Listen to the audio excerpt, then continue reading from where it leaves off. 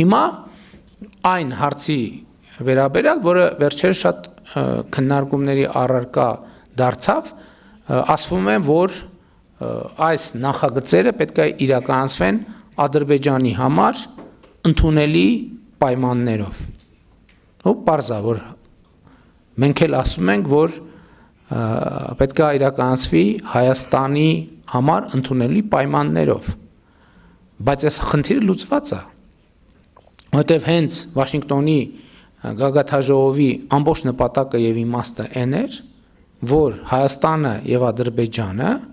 նախագահ Թրամփի ներկայությամբ, ով իր ստորագրությամբ ամրագրեց այդ պայմանավորվածությունը որպես վկա, արձանագրեն, թե որոնք են իրենց համար ընդունելի պայմանները։ Եվ դա արձանագրված է Վաշինգտոնի հռչակագրի 3-րդ կետում։ Այնտեղ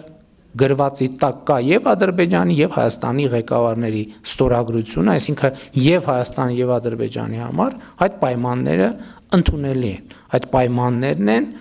երկրների այն շորացի, ինչ սկզբունքներով պետքա գործեն։ Պետքա գործեն երկրների ինքնիշխանության, տարածքային ամբողջականության, իրավազորության եւ փոխադարձության հիման վրա։ Իհարկե Վաշինգտոնի հռչակագրի արդեն 5-րդ կետում խոսվում է նաև սահմանների անխախտելիության մասին Ալմատիի հռչակագրի հիման վրա։ Հարգելի ներկաներ, ես նախ ուզում եմ եւս մեկ անգամ ընդգծել այս շրջադարձային փոփոխությունների համատեքստում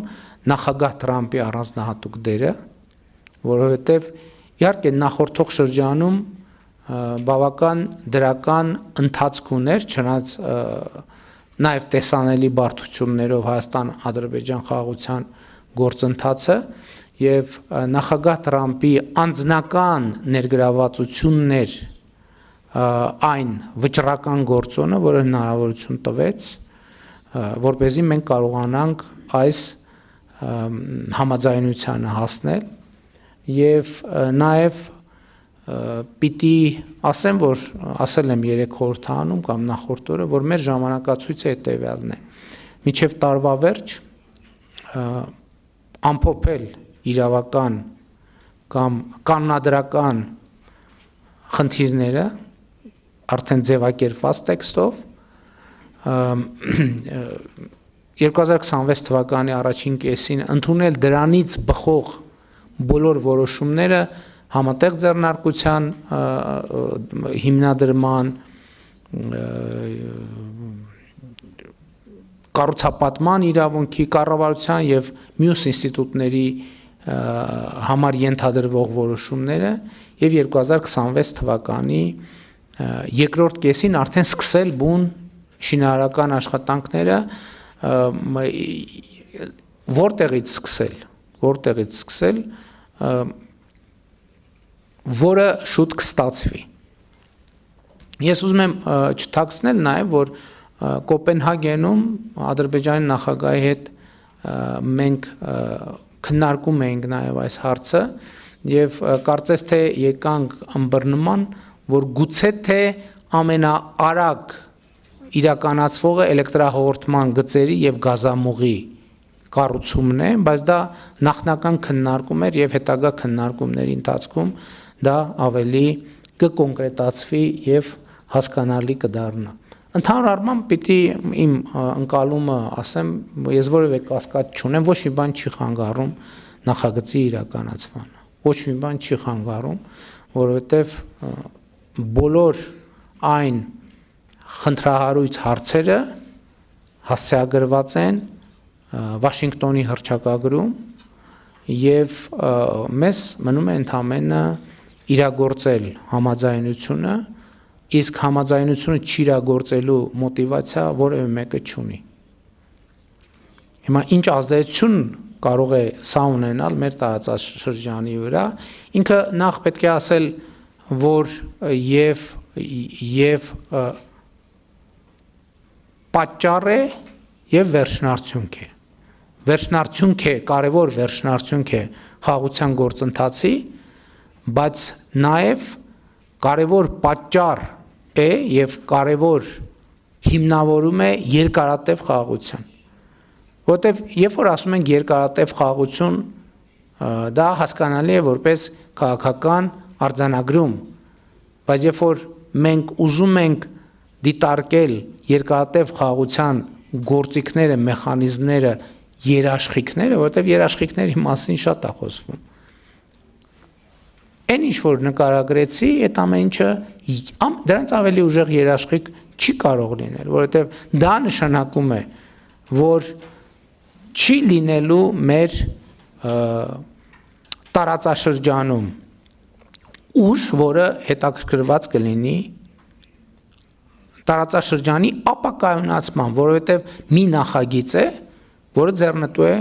բոլորին, որը օգուտներ է բերում բոլորին։ Շատ մեծ նույնիսկ խաղաղության խաչմերուկ նախագծի ներկայացման ժամանակներում շատ մեծ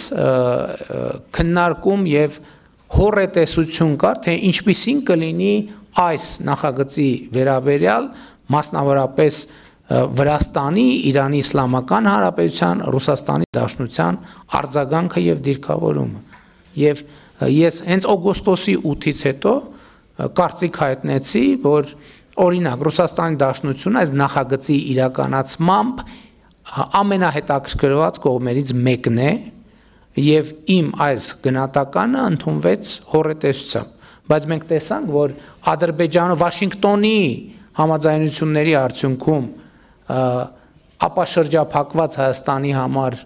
ադրբեջանական երկաթուղու առաջին շահառուն դարձավ Ռուսաստանի Դաշնությունը։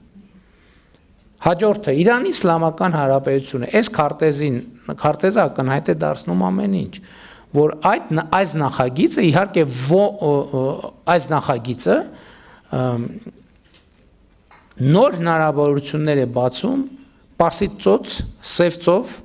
եւ Օմանի ծոց, Սև ծով տարանցման պոտենցիալի մեծացման առումով։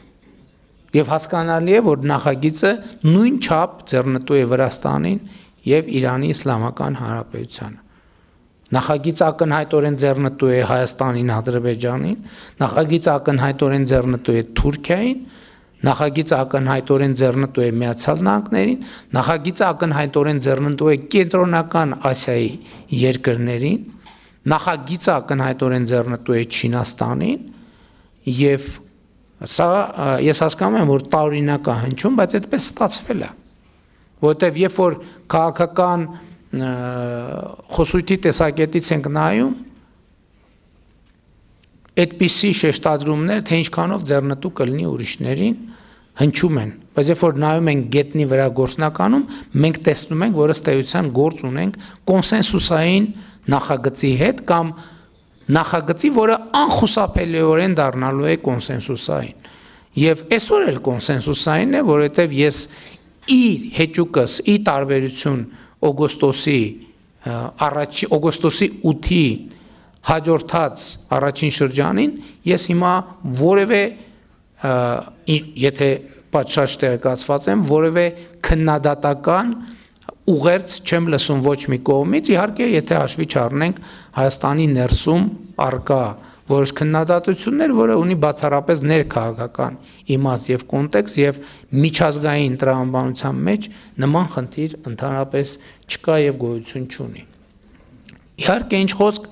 նման քննարկումները մեզ համար շատ կարևոր են, որպեսզի մենք ներկայացնենք նախագիծը իր բոլոր մանրամասներով։ Ես առիթ չէի ունեցել մի շարք նրբությունների մասին խոսել եւ ուրախ եմ, որ այսօր այդ առիթը ընձեռվեց, բայց պետք է այդել հաշվի առնենք, որ թեման ծավալուն է։ Ես չեմ հավակնում, որ այսօր բոլոր հնարավոր հարցերին պատասխանեցի։ Հիմա իմ այս ելույթից հետո, ներկայացումից հետո հնչելու են նոր հարցեր, ձևակերպվելու են նոր սարսափներ, հնչեցվելու են նոր, նկարագրվելու են նոր ապոկալիպսիսներ։ Խնդրում եմ հաշվի առեք, որ ես իհարկե հասկանում եմ կարևորությունը, բայց ամեն ինչին չէ, որ կարող եմ 5 րոպե հետո արձագանքել, եւ այն, որ ես 5 րոպե չեմ արձագանքել եւ չեմ հիմնավորել, որ ապոկալիպսիսը մտածածին է, դա չի նշանակում իմ լուր համաձայնությունը ապոկալիպսիսի տեսության հետ։ Ի վերջո առաջիկայում ոնց է լինի, առիթ կընձեռվի, մենք հիմա աշխատում ենք մաքսիմալ թափանցիկ կերպով։ Ես չեմ հիշում, որ նույնիսկ ես նախկինում ավելի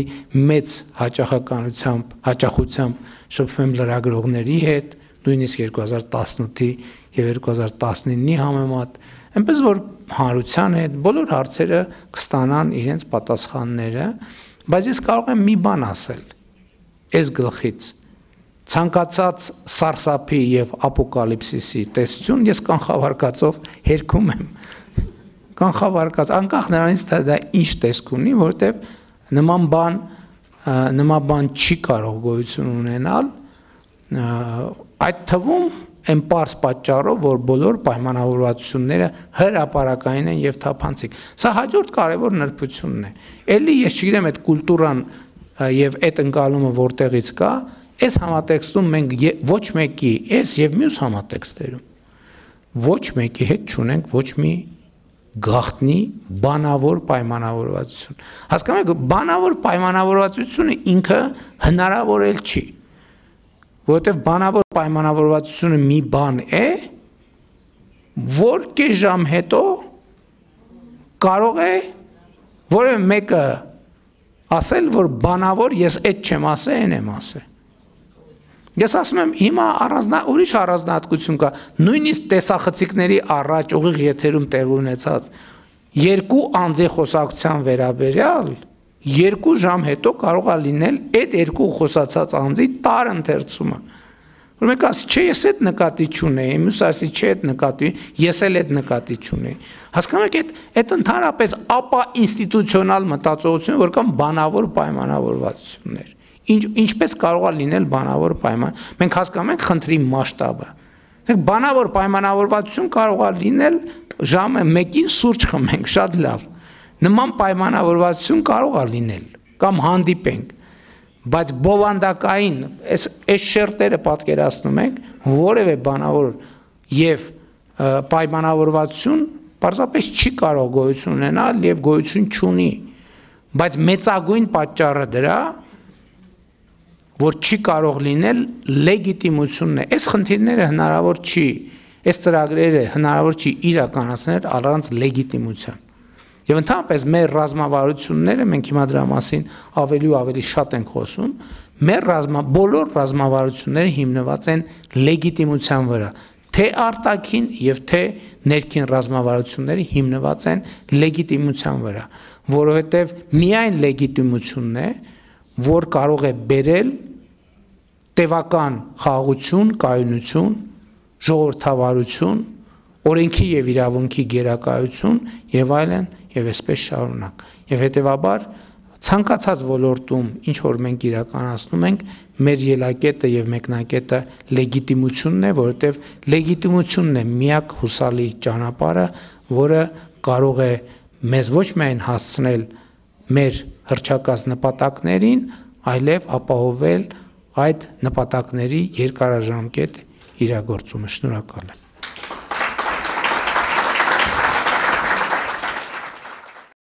Չմոռանաք հավանել տեսանյութը եւ բաժանորդագրվել Civic AM-ի YouTube-յան էջին։